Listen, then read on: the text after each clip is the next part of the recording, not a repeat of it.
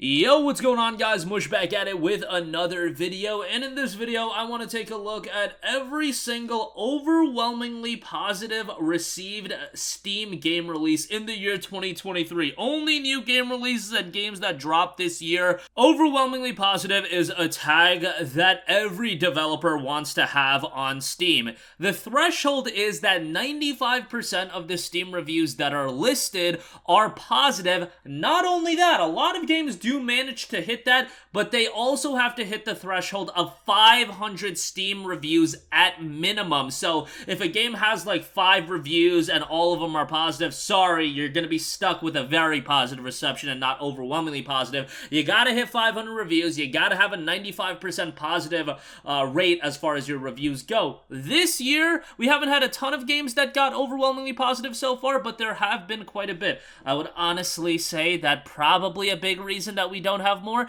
is that so many of these games have been pretty sloppy PC ports. I'll give you Hogwarts Legacy probably should be overwhelmingly positive. A lot of us got stuttering issues. Star Wars Jedi Survivor probably should be overwhelmingly positive. A lot of us had a train wreck experience with that game. Last of Us Part 1 probably should be overwhelmingly positive, but that was a train wreck port as well. Dead Space Remake had some issues preventing it from being overwhelmingly positive, and there have been a couple of other games that probably would have been received better, like a Wild Hearts. Maybe that game wouldn't have hit overwhelmingly positive, but you guys get the idea. Now let's look at the games that did hit that threshold. Right off the top, Resident Evil 4 Remake, and I think this is a slam dunk home run to get this reception. Not only is the game tremendous, it ran really well in my experience. I know some people had minor issues here and there, but nothing catastrophic. It also ran incredibly well on the Steam Deck. For the time that I played on the Steam Deck, I used the standard settings and I was getting like 40 frames per second, a totally playable experience with the RE4 Remake on the deck as well. The game looks great, and Resident Evil 4 is an all-time classic that is beloved by people. And to do a full ground-up remake, obviously expectations were going to be incredibly high, and the team over at Capcom, just like they did with the Resident Evil 2 remake, they knocked it out of the park with the Resident Evil 4 remake. A tremendous game with a ton of replayabilities. You know, it's hard to recommend a ton of games at a full $60 price tag, but Resident Evil 4 remake was truly one of those games that I feel like was well worth a full $60. Even being that it's a shorter game, you can complete it, you know, in 12 hours, in 15 hours. Hell, there's an achievement for playing through it in 8 hours, but you know, that 8-hour playthrough, you'll probably have to do that on New Game Plus. Maybe some of you that are really good can complete it in 8 hours in a single playthrough. Nevertheless, there's a lot of replayability attached to the game as well. It's just a fantastic game. I cannot sing the praise of Resident Evil 4 Remake enough, and if you've yet to buy it, and maybe you're pushed away by the $60 price tag, at the very least, keep it on your wish list, and it's well worth a pickup. Number 2, another game that I adored this year. Out of nowhere came Hi-Fi Rush. Wow, what a fantastic game was Hi-Fi Rush. Done by the talented studio over at Tango Gameworks, but being a totally different game than what they usually put out. Hi-Fi Rush was a mix of a music rhythm game and an action game. Now, the idea of a music rhythm game might push some people away. However, don't be too worried about that. If you just want to play this game as an action title with a great, soundtrack with it, that is totally cool as well. You can play at, the standard difficulty, and you can easily make your way through it. Obviously, you got bonuses in combat, and some of the environmental aspects of the game are tied to the music rhythm elements, but nothing to push people away that weren't into, let's say, a Guitar Hero or a Rock Band. It's a totally different kind of game that really marries both a music rhythm title and an action game very, very well. The combat is slick, the presentation is slick,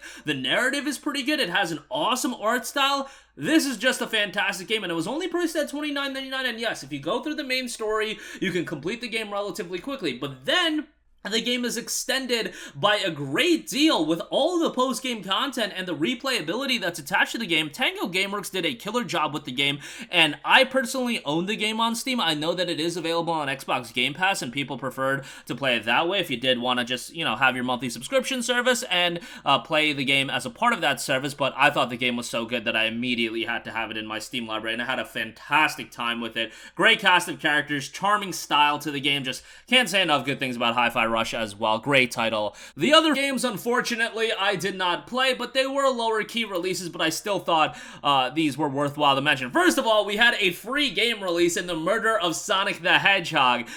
This was such an out-of-nowhere release. Sonic the Hedgehog was murdered. Get to the bottom of the mystery in a brand new adventure with 15,249 reviews. 98% of those reviews were positive, and it's a quirky visual novel, and obviously very, very comical. It's Amy Rose's birthday, and she's hosting a murder mystery party on the Mirage Express when Sonic the Hedgehog becomes the game's victim. Everyone is off to get to the bottom of things. However, something feels a bit off. Is this really an innocent game, or is something more sinister afoot? Very comical, but overwhelmingly positive reception for this free title. Also, there was Pizza Tower. Pizza Tower is a fast-paced 2D platformer inspired by the Wario Land series with an emphasis on movement, exploration, and score attack, featuring a highly stylized pixel art inspired by the cartoons from the 90s and a highly energetic soundtrack. 25,076 reviews. Once again, 98% of these reviews are positive, and this is, in fact, the best-received Steam game of the entire year. Kind of insane when you look at it. This is actually a game I wasn't even too familiar with before I started working on this video, and one that I definitely have to check out. Verified on the Steam Deck as well, goes for a $19.99 price tag, but a platformer that you guys should keep on your radar and maybe add it to the wish list. Hopefully it does see a discount here soon. Next up, I covered this game a while back, but Crab Champions finally saw its early access release. What a quirky, wacky game. Claw your way across exotic islands, combining a fluid movement system with fast-paced combat to become a crab champion in this third-person shooter with roguelike elements. 8,908 reviews on this one, 98% positive on the reception. Smooth and responsive movement and combat, run-based, the fun of a looter shooter packed into intense 20 to 40 minute runs with the option to loop endlessly to survive as long as you can. Carefully crafted visual with a focus on quality while maintaining high performance, an original soundtrack, complete challenges to unlock cosmetics, no loot boxes, microtransactions, or any additional purchases. The game did release at $9.99. and being received very well as far as that's concerned. It hit early access last month on April Fool's Day, so quite the day to drop a game like Crab Champions on it. Another free title, Pineapple on Pizza. Yes, this game has 15,000 reviews, and once again, it's a free release. Eating a pizza is like holding a party in your mouth, but what would that party feel like if the pizza had pineapple on it? Obviously, one of the most controversial things you could ever do is put pineapple on a pizza. About 10 minutes of gameplay, an island full of people dancing, cool music, dark yet very bright humor, unexpected emotions you might not have experienced before, a volcano you can jump into when you get tired of exploring. It is what it is, a absolutely off-the-wall game, free release there, overwhelmingly positive. There you go with that. And lastly, this one just dropped, but Warhammer 40k Boltgun is sitting at an overwhelmingly positive reception as of recording this video, so things can change by the time you guys are watching this video, but currently, as I'm recording, it has 1,857 user reviews, and it is in fact 95% positive. The game just dropped, so I haven't had a chance to check it out, but I've heard very, very good things about it. Load up your bolt gun and unleash the awesome Space Marine arsenal to blast your way through an explosion of sprites, pixels, and blood in a perfect blend of Warhammer 40k frenetic gameplay and the stylish visuals of 90s retro shooters. So yes, immensely harkens back to classic shooters with a Warhammer style to it. Dive into visceral combat experiences complete with viciously satisfying gunplay, high mobility, and buckets of blood to reward your skills. Dominate the battlefield with the awesome firepower and heavy metal of a Space Marine's devastating arsenal. Experience the ultimate homage to retro shooters, blending style visuals with fluid modern FPS gameplay. So that just dropped. To enjoy a 10% off launch discount, $19.79, and again, received really well thus far. But that'll do it for me. Again, Resident Evil 4 Remake and Hi-Fi Rush to me were absolutely the standouts for the games that I played, and these are the two games that I did play on this list. Pizza Tower definitely added to my radar, and Crab Champions, as that game evolves outside of early access, I'll definitely be checking that out at some point as well. Pineapple on Pizza, The Murder of Sonic the Hedgehog. The Murder of Sonic the Hedgehog I definitely gotta check out at some point, given that, I sing the praises of Sonic Frontiers all day and night, so, maybe I should actually play this game that was received incredibly strongly. But that's going to do it for me. Let me know all your thoughts in the comments section down below. As always, thanks for watching, and I will catch you guys in the next one. Peace out.